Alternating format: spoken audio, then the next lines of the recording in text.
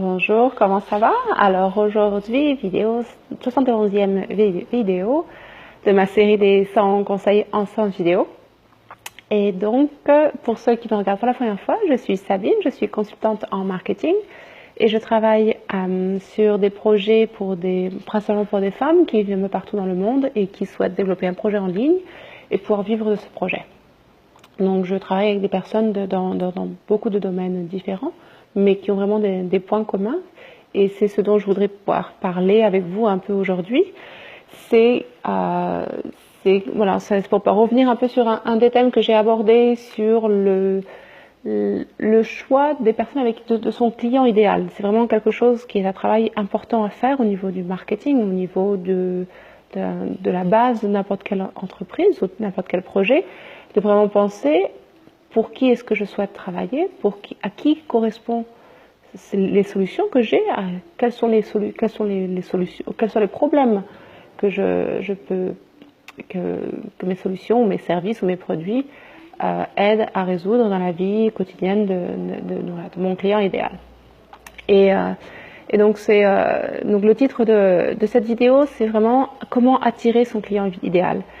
Et une des choses très importantes à tenir en compte, c'est que pour attirer un client idéal, il y a des choses, il y a des mots, il y a des expressions, des sentiments, des choses qui vont vraiment les attirer, puisqu'ils vont ils vont s'identifier à ce que vous dites, ce que vous présentez, ce que vous apportez comme message. Et ça, en fait, est très important parce que c'est ce qui est vraiment le facteur la chose qui va vraiment pouvoir vous aider à avoir du succès, c'est de pouvoir trouver les mots justes qui vont toucher les personnes et qui vont les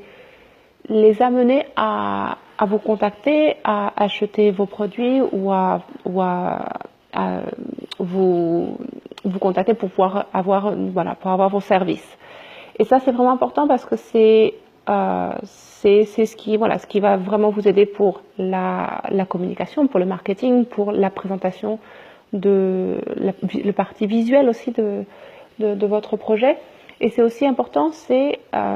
pour la création de nouveaux produits ou nouveaux services, c'est toujours penser qu'est-ce que cette personne, et en vraiment en pensant à une personne, précisément à une personne, qu'est-ce que cette personne a besoin ou quelles sont ses attentes maintenant comparées à un autre moment dans sa vie, et de pouvoir proposer des solutions à ça. Donc ce que je voulais aussi aborder dans cette vidéo, c'est sur comment attirer ces personnes. Et en fait, il y a quelque chose de très important à tenir en compte, c'est qu'en général, alors ce qui est important, c'est de savoir avec qui est-ce qu'on veut travailler, avec qui on ne veut pas travailler. Et vraiment de faire la distinction entre les deux, dans le sens où de vraiment rédiger ou de penser à ça et de se dire, en fait, ce genre de personne, en prenant un exemple, vous êtes comptable ou tu es comptable et tu cherches, tu veux créer un projet en ligne qui a rapport avec la comptabilité, avec les finances, avec le project management, ça peut être plein de thèmes différents, mais de vraiment savoir avec qui on souhaite travailler, avec qui on ne souhaite pas travailler. Et parce qu'en fait, au bout d'un moment, si on accepte des projets qui, c'est juste pour le fait, parce que c'est un projet, parce que financièrement on a besoin de ce projet-là, on le prend, et au final, en fait, on ne s'y retrouve pas dans ce projet. On n'a pas envie de le faire, on traîne les pieds à chaque fois qu'il faut faire un appel, faire un email ou contacter le client, et au final, c'est pas le but de travail, d'être retrouvé à être toujours de toujours avoir un ressentiment négatif comparé à un client. Donc ça, c'est vraiment pas du tout. Alors ça peut arriver de temps en temps, il n'y a pas de problème par rapport à ça, mais si c'est tout le temps, c'est qu'il y a un problème au niveau du choix du type de client. Donc que ce soit pour quelqu'un qui est dans le personal development, quelqu'un qui est dans le fitness, quelqu'un qui travaille pour des traductions, c'est par exemple, en prenant l'exemple de traduction, c'est-à-dire je vais faire des traductions dans le secteur médical, mais pas pour des revues scientifiques, plutôt pour des articles de divulgation. On peut vraiment choisir et cibler dans une même discipline, vraiment cibler le type de client avec lequel on veut travailler. Et c'est très important parce que justement, au moment d'attirer ces gens-là, c'est d'être soi-même et de se sentir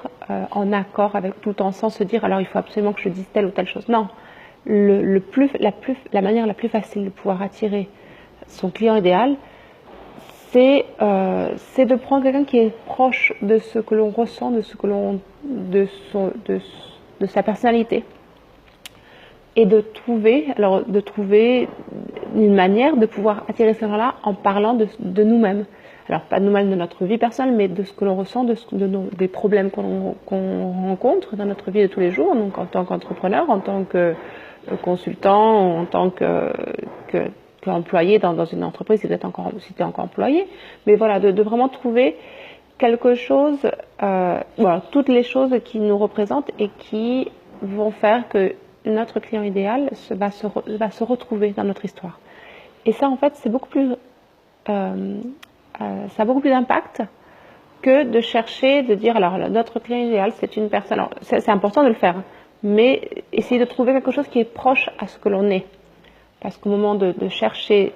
des émotions, eh ben, on cherche nos propres émotions. Et c'est beaucoup plus facile que de se dire, alors, s'imaginer dans la situation de quelqu'un d'autre qui est dans tel cas. Et donc c'est pour ça, au moment de la création de projet, de se dire, est-ce qu'il y a moyen de trouver un client idéal qui est proche de ce que je ressens, de ce que j'ai vécu, de mon parcours, et qui va se sentir identifié avec ce que j'ai fait, et c'est ce qui va lui permettre de me contacter, de choisir de travailler avec moi. Donc voilà, donc ça c'était mon conseil pour la vidéo d'aujourd'hui, de choisir donc son client idéal et de choisir quelque chose, des émotions qui sont proches à ce que l'on connaît, de notre vécu. Parce que c'est beaucoup plus facile au moment de mettre ça sur le papier, au moment de créer des emails de marketing, au moment les messages qu'on peut mettre sur les réseaux sociaux, sur Facebook, sur Instagram. C'est beaucoup plus facile au moment de le créer si on sait les émotions que l'on veut transmettre. Voilà, donc je vous retrouve bientôt pour une autre vidéo en français. À bientôt!